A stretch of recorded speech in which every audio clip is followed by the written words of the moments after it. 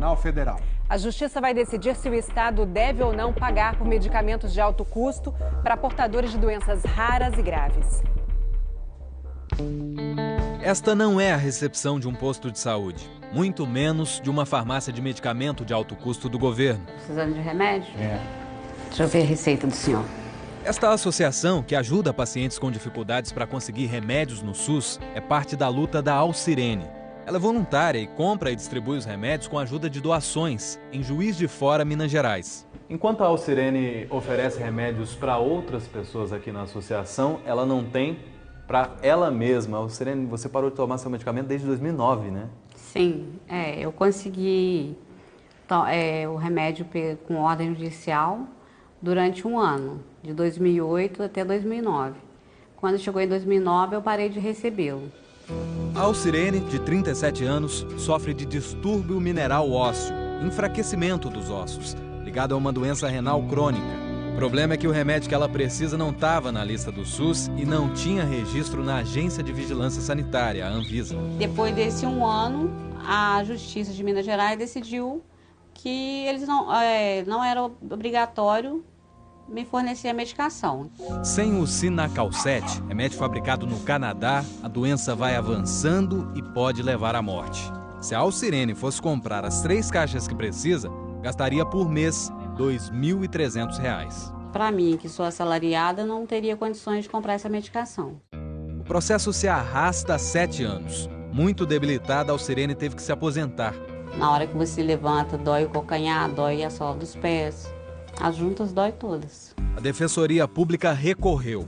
A ação foi parar no Supremo Tribunal Federal com uma outra história parecida.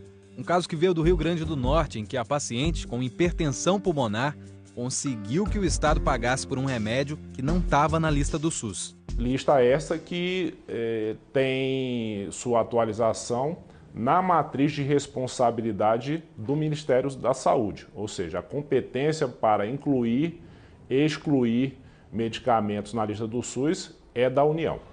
O primeiro voto foi do relator das 2 ações em julgamento aqui no Supremo Tribunal Federal. O ministro Marco Aurélio Mello se manifestou a favor que o poder público forneça medicamento de alto custo para quem não tem condições de pagar. Mas isso desde que o remédio tenha registro na Anvisa. O registro ou cadastro mostra-se condição para que a agência fiscalizadora possa monitorar a segurança, a eficácia e a qualidade terapêutica do produto.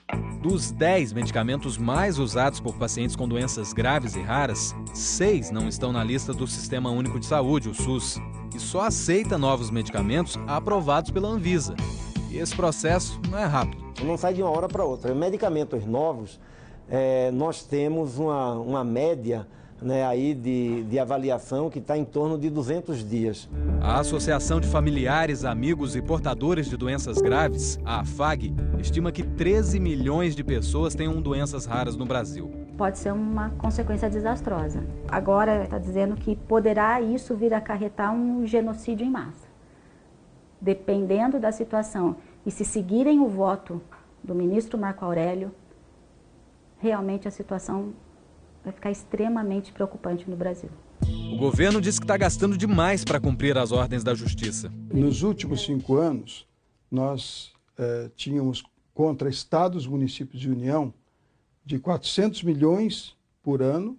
Estamos este ano em 7 bilhões de reais em sentenças judiciais contra estados, municípios e União. Durante o julgamento, a Advocacia Geral da União alertou para outro problema: fraudes nos pedidos de medicamentos. Na prática, o que se tem? Decisões judiciais, muitas vezes liminares, têm inclusive favorecido fraudes. Daí a cautela e o cuidado também que o Estado precisa ter. O Supremo Tribunal Federal vai retomar o julgamento esta semana. 10 ministros ainda vão votar. O resultado pode influenciar outras 26 mil ações parecidas que estão paradas em tribunais do país. Uma palavra do STF, no caso, pode garantir uma esperança para muitos, como pode garantir uma sentença para outros, que não é judicial. Porque a lei brasileira é clara, que diz que todo medicamento para ser comercializado no país tem que ter registro na Anvisa. A vida é uma luta. Então a gente tem que estar sempre lutando e estar sempre com esperança. Né? O que a gente faz é esperar.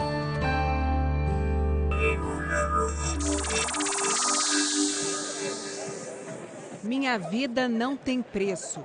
Esse foi o tema da mobilização convocada pela internet para sensibilizar os ministros do STF na votação de quarta-feira. Em São Paulo, o protesto foi na Avenida Paulista e reuniu as famílias e os pacientes com síndromes raras. No Rio, a mobilização foi em frente à Igreja da Candelária, no centro. Debaixo de chuva, os pacientes lembraram que a saúde é um dever do Estado. Alguns manifestantes estavam com os olhos vendados. Em Porto Alegre, o protesto foi no centro histórico. As famílias e os pacientes defenderam o direito ao tratamento e pediram o apoio da população para que o SUS garanta os remédios a quem depende deles para viver.